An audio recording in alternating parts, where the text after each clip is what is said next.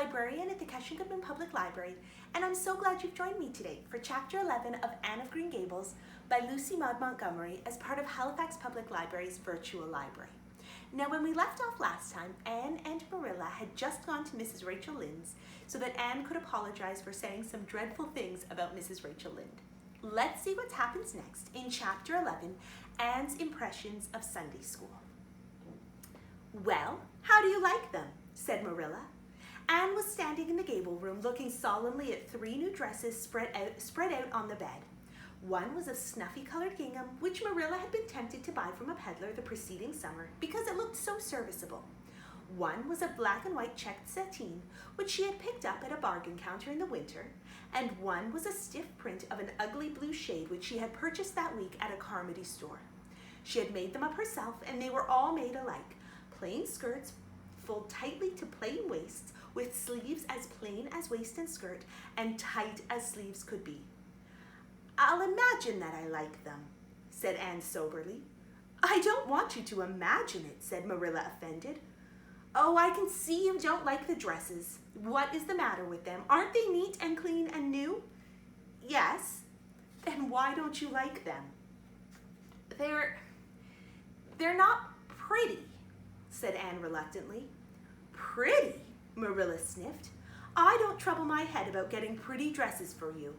I don't believe in pampering vanity, Anne. I'll tell you that right off. Those dresses are good, sensible, serviceable dresses without any frills or furbelows about them, and they're all you'll get this summer. The brown gingham and the blue print will do you for school when you begin to go.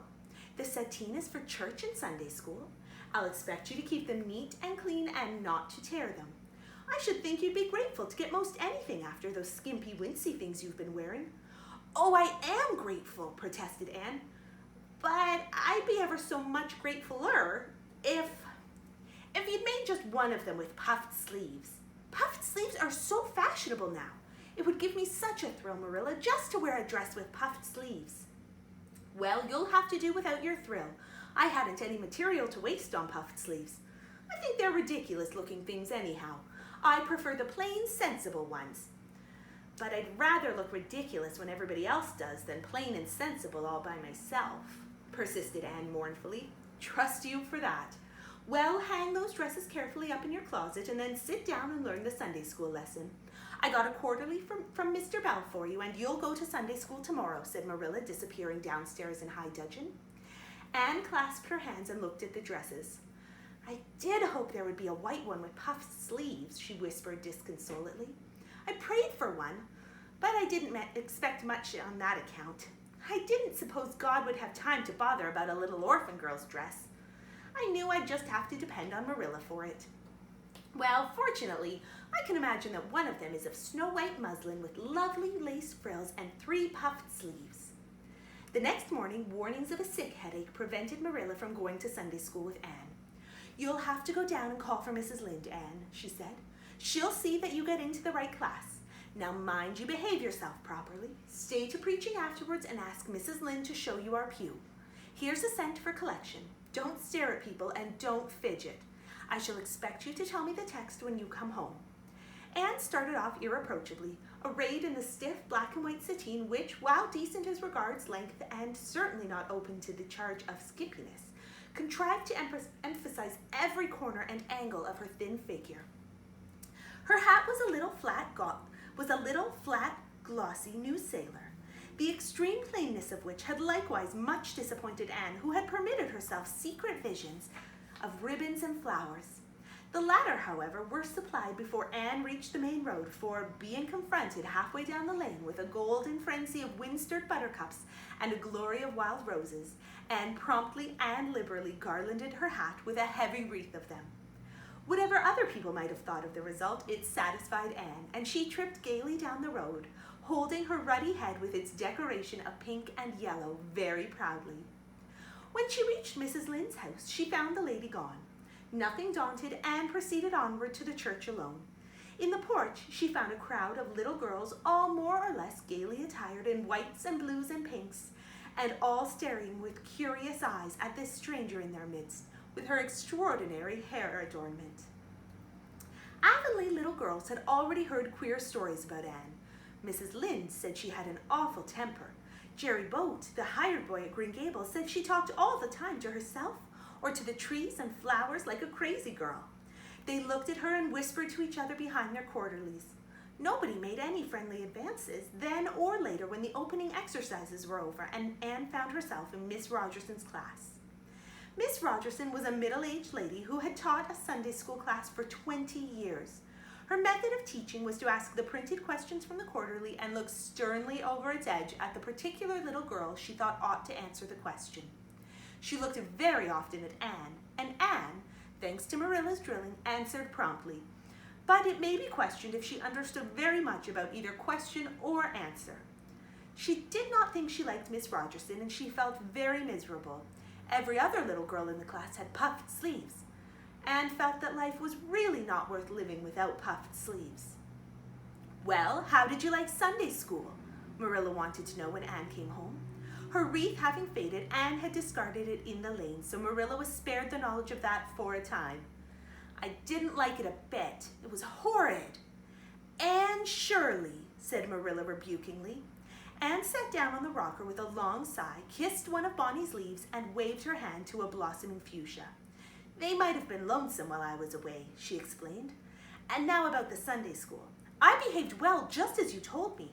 Mrs. Lynde was gone, but I went right on myself. I went into the church with a lot of other little girls, and I sat in the corner of a pew by the window while the opening exercises went on. Mr. Bell made an awfully long prayer. I would have been dreadfully tired before he got through if I hadn't been sitting by that window. But I looked right out on the lake of shining water, so I just gazed at it and imagined all sorts of splendid things." "You shouldn't have done anything of the sort. You should have listened to Mr. Bell." "But he wasn't talking to me," protested Anne. "He was talking to God, and he didn't seem to be very much interested in it either.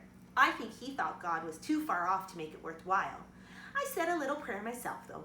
There was a long row of white birches hanging over the lake, and the sunshine fell down through them, way, way down, deep into the water. Oh, Marilla, it was like a beautiful dream. It gave me such a thrill. And I just said, 'Thank you for it, God,' 2 or 3 times. "Not out loud, I hope," said Marilla anxiously. "Oh, no, just under my breath. Well, Mr. Bell did get through at last, and they told me to go into the classroom with Miss Rogerson's class. There were 9 other girls in it, and they all had puffed sleeves. I tried to imagine mine were puffed too, but I couldn't. Why couldn't I?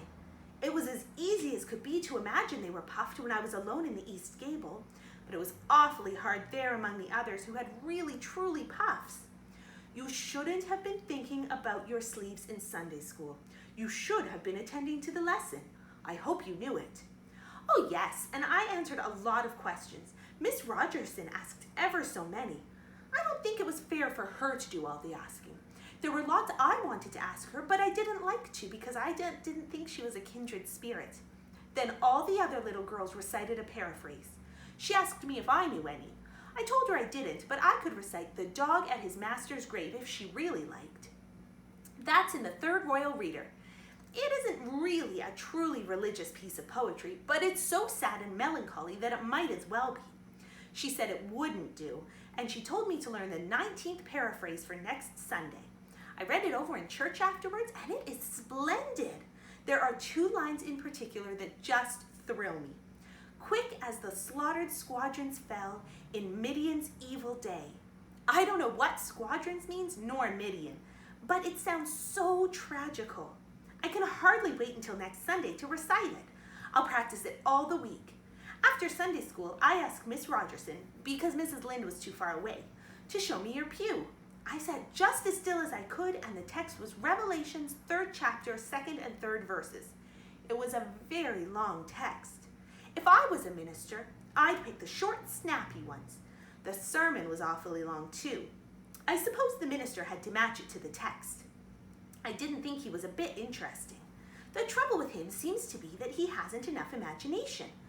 I didn't listen to him very much. I just let my thoughts run, and I thought of the most surprising things. Marilla felt helplessly that all this should be sternly reproved, but she was hampered by the undeniable fact that some of the things Anne had said, especially about the minister's sermons and Mr. Bell's prayers, were what she herself had really thought deep down in her heart for years, but had never given expression to.